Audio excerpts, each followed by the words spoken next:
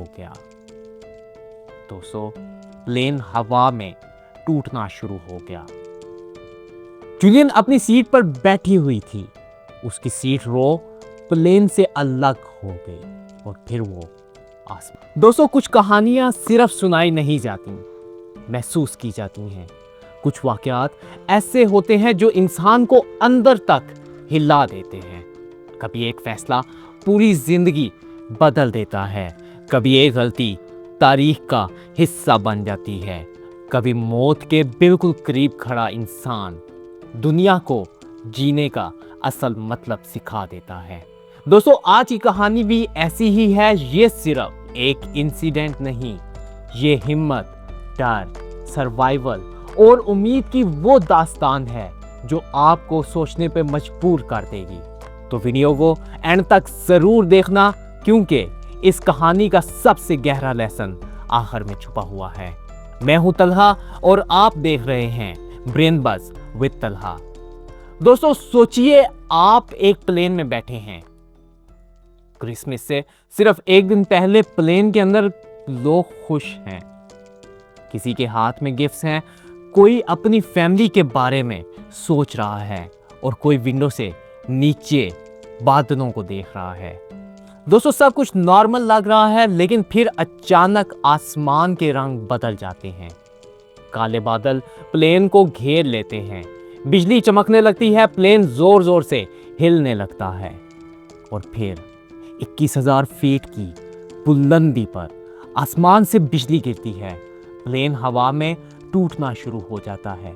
लोग चीख रहे हैं, सामान इधर उधर गिर रहा है और कुछ ही सेकंड बाद एक 17 साल की लड़की अपनी सीट के साथ 10,000 फीट की हाइट से अमेज़न जंगल में गिरती है। और हैरानी की बात यह है कि वो लड़की जिंदा भी बच जाती है। लेकिन असल कहानी प्लेन क्रैश नहीं थी।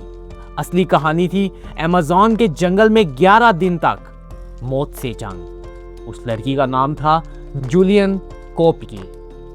दोस्तों, 24 दिसंबर सन 1971 पेरू के कैपिटल लीमा से लांसा एयरलाइन की फ्लाइट 508 उड़ान भरती है। प्लेन की डेस्टिनेशन थी फुकलपा, एक शहर जो अमेज़न रेन फॉरेस्ट के करीब था। इस फ्लाइट में पैसेंजर और क्रू मेंबर्स मौजूद थे। उन्हीं पैसेंजर में एक 17 साल की लड़की भी थी, जूलियन। दोस्तों, जूलियन अपनी मदर मारिया के साथ ट्रैवल कर रही थी। उसके पेरेंट्स ज़ूलॉजिस्ट थे। उन्होंने अमेज़न जंगल के अंदर पेंगोना रिसर्च स्टेशन एस्टेब्लिश किया हुआ था। फैमिली का प्लान था कि क्रिसमस सब मिलकर रिसर्च स्टेशन पर सेलिब्रेट करेंगे, लेकिन जूलियन को स्कूल की ग्रेजुएशन और प्रॉम की वजह से लेट फ्लाइट लेनी पड़ी। क्रिसमस हॉलीडेज की वजह से रिलायबल एयरलाइन की टिकट सोल्ड आउट हो चुकी थी। आखिर में उनके पास सिर्फ एक ऑप्शन बचा था, लांसा एयरलाइन। जूलियन के फादर ने पहले ही वार्न किया था कि इस एयरलाइन से ट्रैवल मत करना, इसकी रिप्यूट अच्छी नहीं है। लेकिन वक्त कम था, घर जाना जरूरी था और टिकट सिर्फ इसी एयरलाइन की मिल रही थी। इसलिए जूलियन और उसकी मदर ने फ्लाइट 508 बोर्ड कर ली। फ्लाइट का पहला हाफ आवर बिल्कुल नॉर्मल था। क्रू ब्रेकफास्ट सर्व कर रहे थे, पैसेंजर रिलैक्स थे, कुछ लोग क्रिसमस के प्लान्स डिस्कस कर रहे थे। लेकिन जैसे ही प्लेन ने डिसेंड करना शुरू किया, आसमान पर काले बादल छा गए। आगे एक डेंजरस थंडरस्टॉर्म था। पायलट्स के पास चॉइस थी, स्टॉर्म को अवॉइड करें या उसके अंदर से गुजरें। उन्होंने दूसरा ऑप्शन चूज किया। प्लेन स्टॉर्म की वजह से अंदर घुस गया और यहीं से सब कुछ बदल गया। अचानक कैबिन के बाहर अंधेरा छा गया। बिजली चमक रही थी। टर्बुलेंस इतनी ज्यादा थी कि प्लेन कंट्रोल से बाहर लग रहा था। पैसेंजर्स की सीट बेल्ट टाइट हो गई। ओवरहेड कंपार्टमेंट खुलने लगे।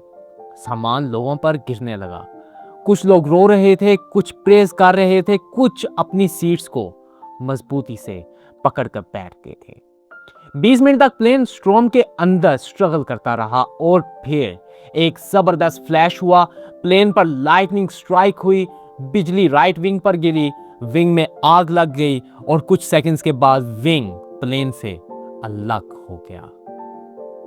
दोस्तों, प्लेन हवा में टूटना शुरू हो गया।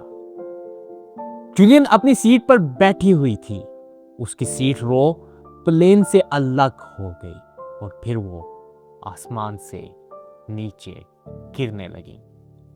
दोस्तों सोचिए, 10,000 फीट की हाइट से गिरना, ना पैराशूट, ना हेल्प, ना कंट्रोल, सिर्फ हवा की आवाज, नीचे अमेज़न का घना जंगल और आप अपनी सीट से बंधे हुए हैं। जूलियन के मुताबिक उस वक्त सब कुछ ब्लर था। प्लेन का नॉइस खत्म हो चुका था, अब सिर्फ हवा की तेज आवाज थी। नीचे जंगल ऐसे लग रहा था जैसे हरा समंदर। फिर जूलियन बेहोश हो गई। जब उसकी आंख खुली, तारीख थी 25 दिसंबर, क्रिसमस की सुबह। वो अमेज़न के जंगल की जमीन पर पड़ी हुई थी। उसका कॉलर बोन टूट चुका था, नी इंजर्ड था, शोल्डर और लेग्स पर जख्म थे, एक आंख स्वलन थी, चश्मा खो चुका था, एक सैंडल भी गायब थी, लेकिन सबसे बड़ी बात, वो जिंदा थी। 10,000 फीट से गिरने के बाद भी ये मिरेकल कैसे हुआ? एक्सपर्ट्स के मुताबिक 3 चीजों ने उसकी जान बचाई। पहली, स्ट्रॉम के अपड्राफ्ट विंड्स, नीचे से ऊपर उठती हवा ने उसकी फॉलिंग स्पीड स्लो की। नंबर 2, सीट रो हवा में स्पिन कर रही थी। ये स्पिन हेलीकॉप्टर ब्लेड्स की तरह रेजिस्टेंस चीर कर नीचे आ रही थी। तीसरी, अमेज़न के डेंस ट्रीज का वाइन, उन्होंने कुशन का काम किया, लेकिन इन सब के बावजूद यह सर्वाइवल ऑलमोस्ट इम्पॉसिबल था। प्लेन्स में बाकी लोग या तो क्रैश में जान से गए या बाद में रेस्क्यू का इंतजार करते हुए जिंदा नहीं बच सके। जूलियन अकेली थी और अब असली टेस्ट शुरू होता है। दोस्तों, होश में आने के बाद जूलियन ने सबसे पहले अपनी मदर को आवाज दी, मॉम वेयर आर यू?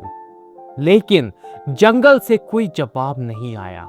सिर्फ इंसेक्ट्स की आवाज थी, बर्ड्स की आवाज थी और बारिश की हल्की हल्की बूंदें। जूलियन ने खुद को संभाला। वो सिर्फ 17 साल की थी, लेकिन जंगल उसके लिए बिल्कुल नया नहीं था। उसने अपने ज़ूलॉजिस्ट पेरेंट्स के साथ अमेज़न में वक्त गुजारा था। उसे पता था कि जंगल में पैनिक नहीं करना। जंगल में सर्वाइवल का पहला रूल होता है, सोचो फिर मूव करो।